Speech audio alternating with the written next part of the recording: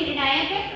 आदरणीय अध्यापक एवं सभी श्रेष्ठ श्रोताजनों को मेरा सादर नमस्कार।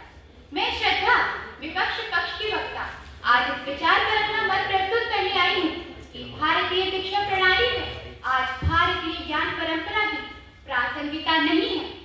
महोदय, समय बदल चुका है, सोच बदल चुकी है और शिक्षा का अर्थ भी आज बदल चुका है। कभी शिक्षा थी ध्यान, त्याग और तप का माध्यम, और आज शिक्षा है विज्ञान, तकनीक और उन्नति का साधन। महोदय, कभी गुरुकुल की छाया में ज्ञान मिलता था और आज वही ज्ञान लैपटॉप की स्क्रीन पर खुलता है। जो समय के साथ न बदले वह पीछे रह जाता है और जो अतीत में अटका रहे वह वर्तमान खो जाता है।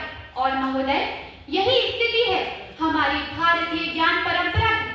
महोदय, भारतीय ज्ञान परंपरा उस समय की है जब शिक्षा संस्कृत, धर्म और कर्मकांड तक सीमित थी, और आज का युग है आर्टिफिशियल इंटेलिजेंस, डाटा साइंस और ग्लोबल टेक्नोलॉजी का।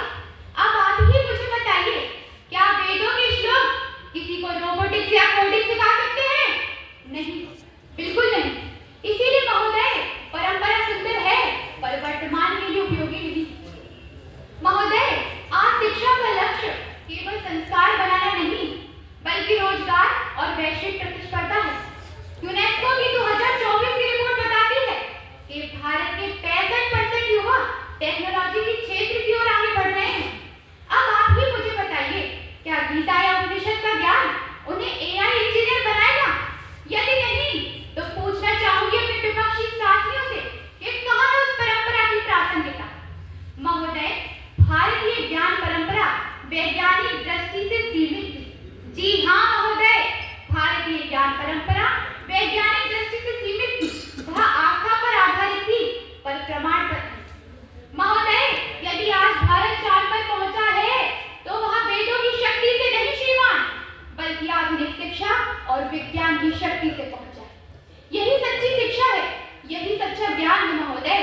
महोदय, भारतीय ज्ञान परंपरा, आज हम जिस महत्वपूर्ण विषय पर चर्चा कर रहे हैं, शिक्षा, तो मैं आपको बता दूं कि भारतीय ज्ञान परंपरा में सभी को शिक्षा की समानता नहीं थी। जी हाँ महोदय, भारतीय ज्ञान परंपरा में सभी को शिक्षा की समानता नहीं थी।